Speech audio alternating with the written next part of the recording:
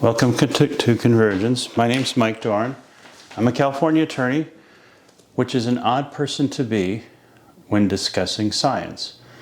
But science is very much about reducing a problem into its smaller pieces. What I've done most of my life is build models with a sort of a systems approach, with experts trying to describe and witnesses trying to describe what's going on to put it together as a model.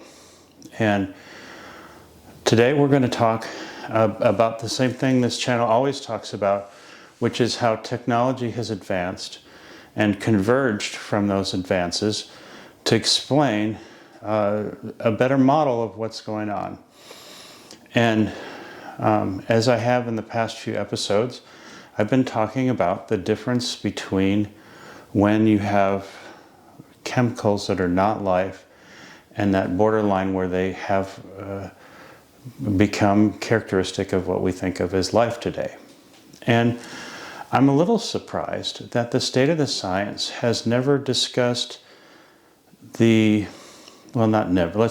say never, but it's not something that's in the mainstream where we think about a cell, which is this round thing, and a rain droplet or a droplet in a cloud.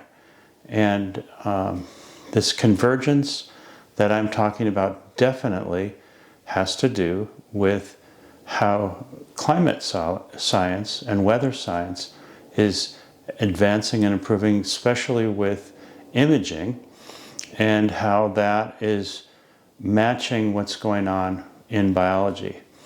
I would say, and I would argue, that the biggest advance right now occurring in biology is this dispute about Darwin's theory of evolution. And what I mean by that is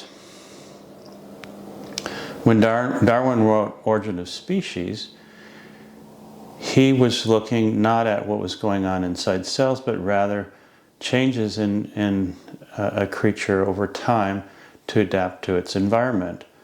But now, today, we have advances in our understanding of all the different chemical processes that go on that make up what life is. And that's much more of a micro thing that's going on in very small levels.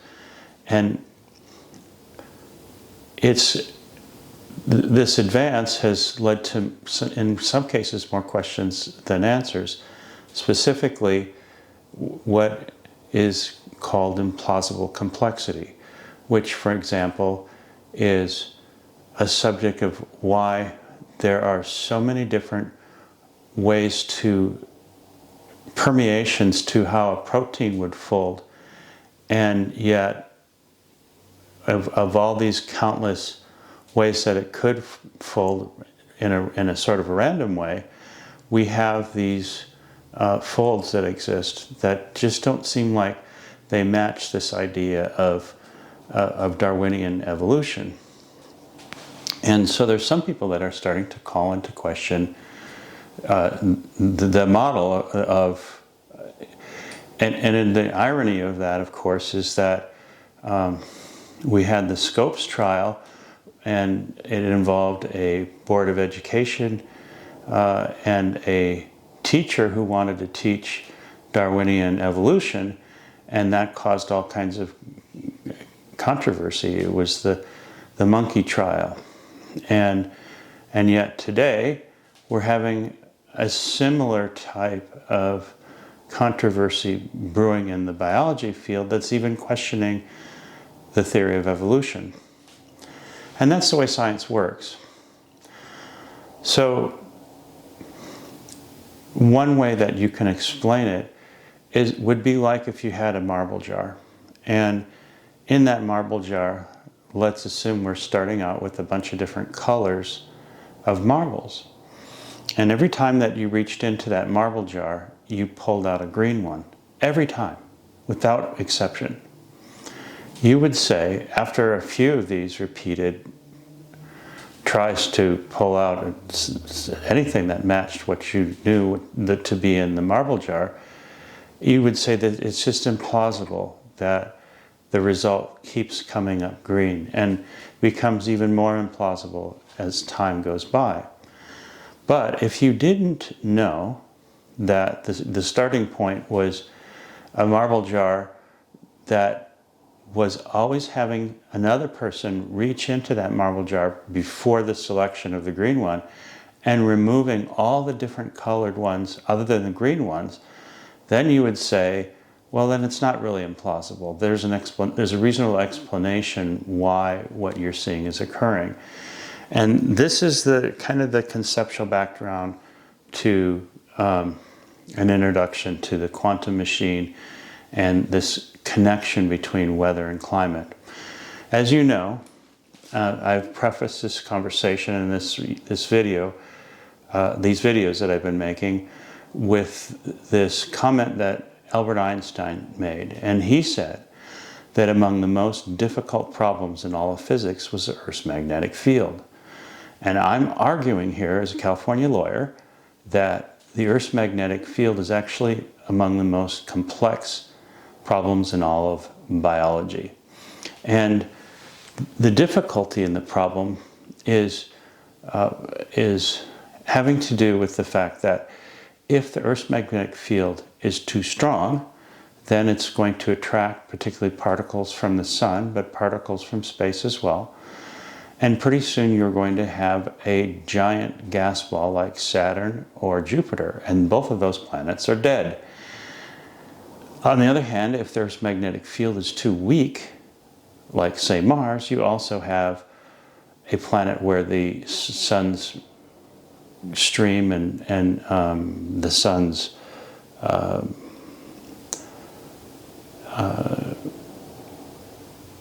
the solar winds will strip away the atmosphere, and pretty soon you're going to have a dead planet like Mars. So how does the Earth maintain this? Well, it maintains this by lightning. Lightning creates a current, and that current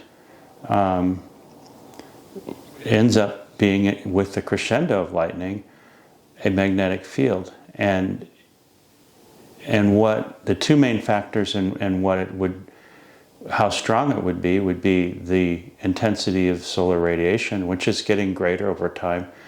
And the other, I would say, main feature, other than the surface and how much conductive ocean there is and how salty it is, would be the conductivity of the Earth itself, which is also affected by heat. And one of the main heat generating source for the inside of the Earth is the moon and the frictional heat that occurs with tidal forces. And that's why the moon has slowly grown further away from the Earth. There was a time in eon time scales when the moon was very close and you had 50-foot tides and so forth. But over time, the moon has moved further away and it's heated the Earth. So those are the two main factors of what drives Earth's magnetic field. But the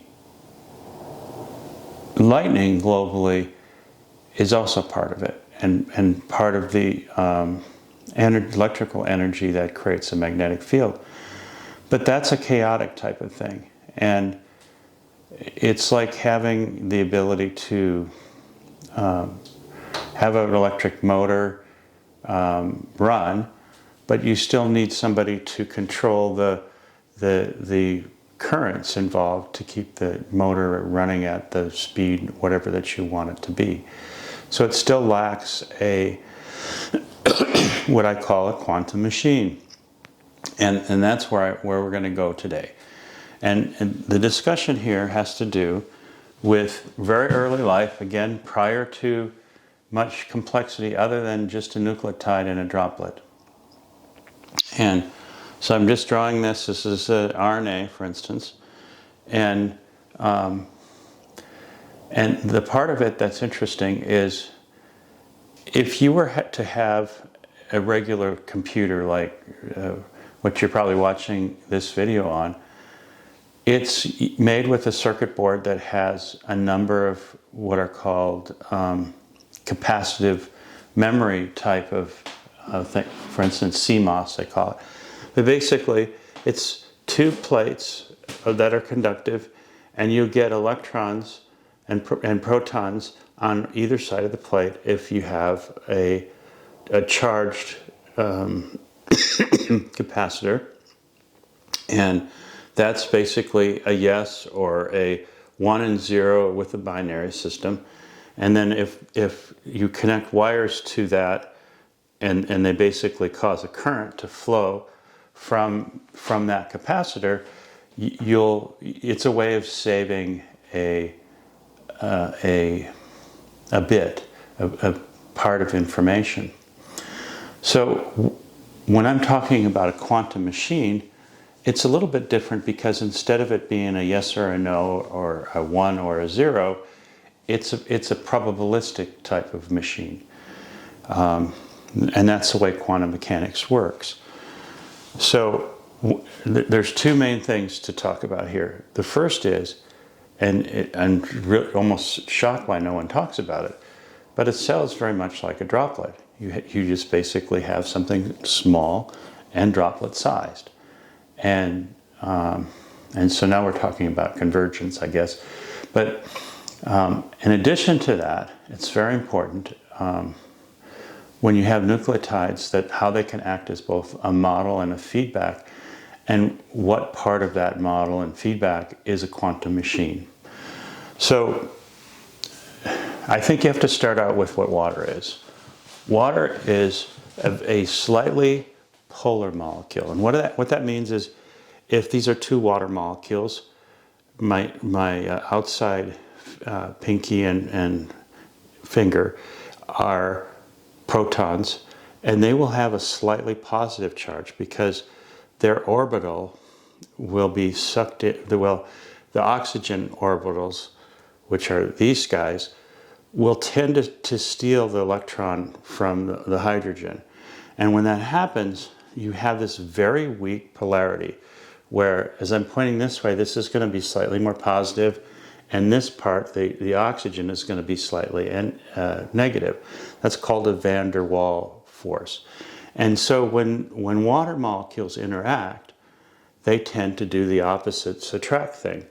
And so the water, if it's a gas form, they're going to be separate. If it's a liquid form, then they're going to interact, but loosely. And then when they lock in, that's your ice. Okay? Follow me so far?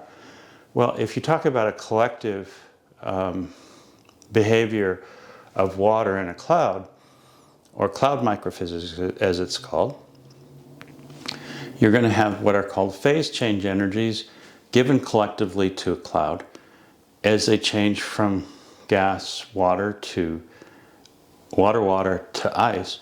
And those phase change energies, basically, when the water is like gas, it's like this. There's no energy that's given to them other than the heat energy when they bounce off each other. But when they start to loosely become water, there's a delta energy. There's an energy that then is given to the air mass around it. And when it locks in and becomes ice, there's a second delta energy that's given to the air mass. That heats up the air mass, causes the cloud to warm and expand, and then rise relative to the other air mass, and you get these cloud behaviors that can produce things like lightning. So the cloud microphysics ends up really critical, as it turns out, in terms of collectively what the Earth's magnetic field is, because it determines what lightning is. So what is it about nucleotides in a droplet change the way that freezing occurs, and then ultimately the way lightning and then the Earth's magnetic field behaves? This is your connection between nucleotides as a feedback and nucleotides as a model. And also the fact that it's a living thing, it's sensitive to the inputs that are occurring around it. Here, if we have a nucleotide and some sort of a light energy coming in, this is where we get the quantum behavior, which is very small behavior. And specifically, the nucleotides, the RNA in this case, is very stable along the ribs of the of the ladder, but the rungs of the ladder have a lot of hydrogens in them. And the hydrogens, and particularly the small distances between the rungs of the ladder, that like a twisted ladder, is that distance is a quantum distance. It's a small distance between the next step of the ladder. And that quantum distance starts to behave what I call slit behaviors that are very classical demonstrations of what quantum mechanics is.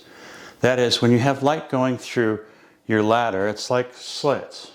And there's a huge difference between, given Heisenberg's uncertainty principle, between a light that's acting as both a particle and a wave. But it's very weird that as it goes through a slit, if you know that it's gone through the slit, that is the light wave,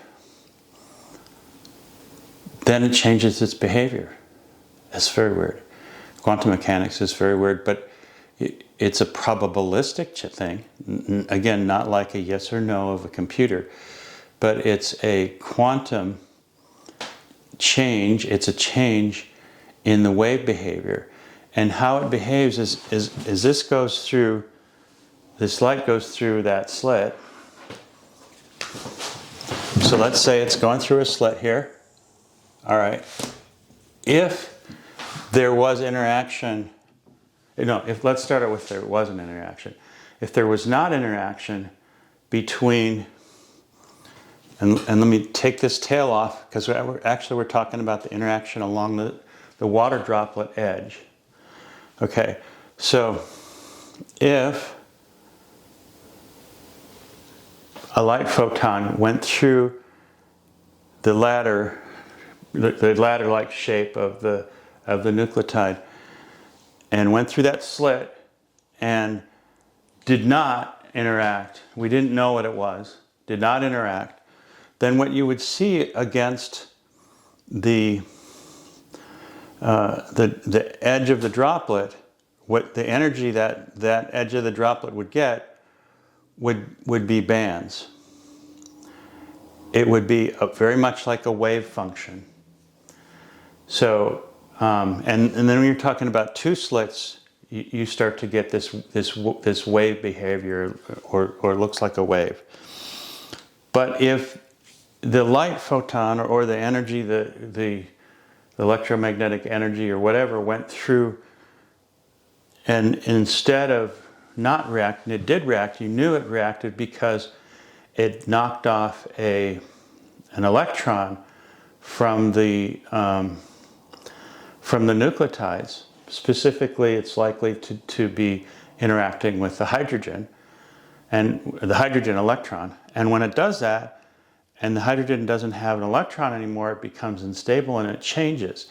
And that changes its mass, changes its charge, and therefore changes its movement as an acid within the droplet. So now you have a change in the nucleotide, you have a change in your model, a dynamic change, but just as importantly, you're going to have a change in the energy on the outside of the water droplet. And that energy is this quantum peak that we often see of, instead of a wave function where you have a kind of a band, you're going to get a peak, because we know that it interacted with the hydrogen. Now, what does that mean? Well, that means if this droplet is dynamically freezing, okay, all of a sudden there's energy that's going to be to a place in the droplet, and it's dynamically turning from it's gathering water from water gas.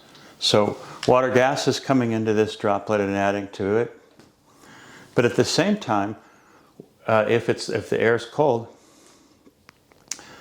then parts of the water droplet are starting to freeze and interlock. And especially along the surface of the water droplet, where you have temperature differences. So as a rising mass of air goes up, it starts to interact with colder air. and that interaction is always going to be on the surface. And so you're going to get parts of the droplet that are starting to freeze. But if you get some energy to that surface in a select area, it's going to be enough to affect the change phase rate. And not only affect it, but affect it in a dynamic way. And if there are nucleotides in the whole cloud base, you're going to have a mass change in how the freeze rates occur. It's going to affect the symmetry of basically the snowflake that's forming, or the cirrus cloud that's forming and trapping heat, and you get a quantum machine. And this quantum machine is both a model and a feedback, and it's the manner in which complexity began to evolve on Earth. It's a different idea than evolutionary change. It's a change in complexity. It's how proteins can be calculated as a solution set. It's why there's so many different orders in the way amino acids and so forth have formed, that just are not, these processes are not explained well. They have repeatedly different types of implausible complexities, different types of times when we reach into the marble jar and we expect to see different colors of marbles, we're always getting the green one. Okay, that's my message for today. I hope you have a good one. Click like if you like, and subscribe. Thank you.